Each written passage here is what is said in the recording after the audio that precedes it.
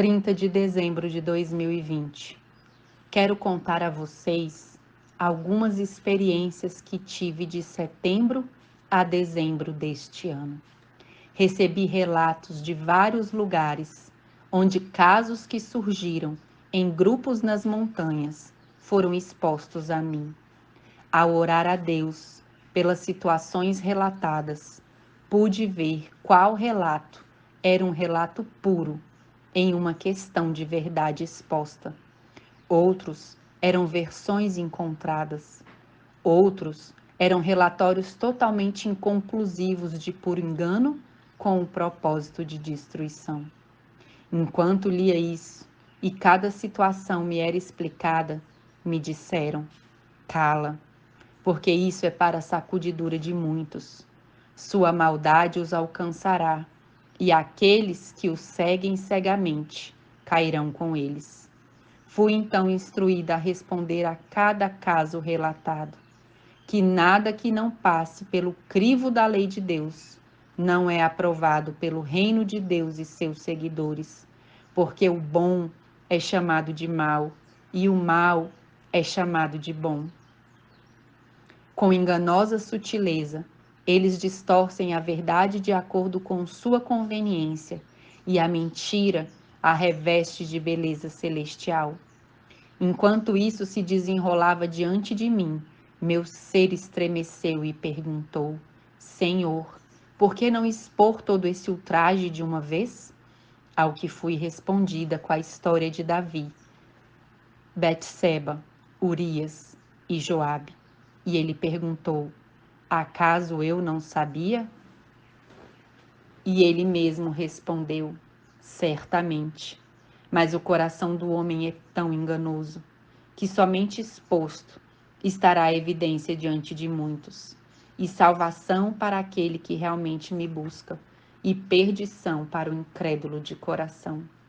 Também fui lembrada de que 10 dias antes dos 40 dias de cilício, a prova seria muito forte, me foi deixado saber, e isso aumentaria. E certamente assim tem sido. Mas agradeço ao Eterno, que sempre me estende sua mão protetora em todos os casos. Em uma ocasião, ele me tornou invisível para meu zombador, para ouvir os segredos de seu coração, estando ao seu lado. Em outra ocasião, ele me guiou quando eu tive que entrar e sair, antes que eu não pudesse mais chegar à minha casa. Em outra ocasião, ele apresentou a outros que me acompanhavam matéria existente onde não havia, e abriu, aguçou minha mente para perceber e lembrar coisas que no passado eram lições vitais e dados presentes que antes esquecia com muita facilidade. Foi-me dito que ao responder a cada um dos relatos recebidos, cada situação seria motivo de uma grande sacudidura, pois inevitavelmente as linhas estão se dividindo neste momento. Pude ver como a traição, a inveja, a competição e a desonestidade são tais que mesmo que você dê tudo por muitos, nunca espere nada em troca. Fui deixada saber. Porque mesmo que você o faça por amor a mim, mas se fizer por aquele que ama seu próximo e que engana, mente, furta e desacreditados de acordo com suas próprias inclinações, saindo de seu coração carnal entronizado, você se machucará se esperar algo deles. Também me foi permitido ver que é necessário obedecer a Deus, em vez dos homens, em infinitos aspectos. Deixando de lado as 7 formas de queda exemplificadas, certamente em um desses relatos que recebi. Pude ver a superfície de minha pele como de piedade, o mau coração humano a transforma em piedade. Como Mestre Cristo Jesus, estando neste mundo como Salvador, Redentor, Curador e exemplificando o Evangelho vivo, ele não só foi criticado, ridicularizado e denegrido, mas até chegou à morte de cruz, pela mesma raça humana que criou e veio para salvar. A maldade é assim, eu pude saber. Ela tece sob o manto da piedade aparente, enganos furtivos para enganar sua presa de acordo com eles, e não vê que o olho que tudo vê do céu permite que eles avancem até o ponto que ele estipula, e assim os faça acreditar que sua trama teve sucesso, para que eles possam ver mais tarde que aquele que cava cisternas ou cava para os outros, cai ele mesmo nelas. Não há nada debaixo do céu que não seja conhecido, e nada que possa ser escondido dos olhos do Eterno. A duplicidade de palavras e pensamentos é de origem maligna, e certamente, como Davi, ele cairá em sua própria armadilha. E se ele persistir e não teme seu Criador e Redentor, sua sorte será como Judas, e ainda mais como Amã. Já me foi mostrado esse tipo de proceder, que, como no passado, ainda será visto. Hoje, depois de não me permitir expressar isso rapidamente, e agora, depois de vários processos de sacudidura ocorridos, tornou-se manifesto como no início, que todo aquele que supostamente segue os passos do Mestre com arrogância no coração, cai, e a crueldade renasce por trás de um eu não crucificado. Correndo assim, nas pegadas do mal, condena a verdade e venera a mentira, que o alinha em sua zona de conforto. Tal é o resultado de um coração enganado pela ímpia prevaricação. Pode haver muitas testemunhas de impiedade, mas quem vive para si e não para Cristo, não pode ouvir apenas a conveniência por onde anda o seu coração corrompido. Certamente não se pode zombar de Deus, mas os homens creem nisso, por causa de sua misericórdia, que continua a se estender a cada um de nós por muito tempo.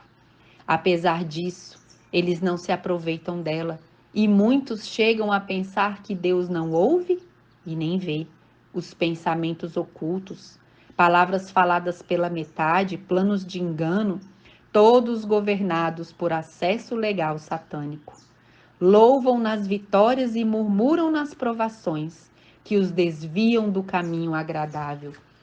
Vivem à vontade enquanto muitos sofrem ao seu lado e ainda assim aproveitam seus bens para despojá-los e fazê-los sofrer em nome de Deus, quando foi o instigador maligno quem fez isso. Estes, aqueles que passarem o verão, e o provérbio será ouvido em seus lábios a dizer: e estes não eram os benditos do Senhor, de acordo com suas aclamações, olhando assim para a desolação no meio deles. O início de sua queda, a arrogância de um coração cheio de prevaricação por um eu não sacrificado, a que se referiam a assim diz Jeová, e assim eles desfrutaram de declarações vis de opressão ao povo real que anseia fazer a vontade do Eterno, lançando sorte entre todos e adivinhando o futuro com um feitiço proveniente do maligno. Eles seduziram muitos até que o véu foi levantado, e eles ficaram conhecidos como são conhecidos pelo Eterno. Ignorando as advertências, eles seguiram seu próprio curso, assim como Sodoma e Gomorra, que não viram seu último dia de graça. Inconsequentes, de atos e palavras, o Eterno observa seus passos e os deixa caminhar em advertência até o dia decisivo. Jeová o revela e traz à sua memória, e ninguém escapa de seu veredito. Aquele que é todo amor é também verdade e justiça. Congregai todos e examinai os mandamentos, as leis e estatutos do Eterno. Porque grande maldade e engano sutil estão dentro do povo, que afirmam ser o povo do Altíssimo. E somente com a lei do Eterno em mente e coração seremos livrados. Quem vê os movimentos dos filhos de Deus como um negócio lucrativo nesses dias é instigado pelo maligno, porque a misericórdia se retirou e a verdade foi falsificada, tornando-se uma terra de chacais, onde só sobrevivem víboras e escorpiões. Portanto, fique longe da impiedade. Perdoe as ofensas de seu opressor e guarde seu coração da semente maligna do ressentimento e rancor.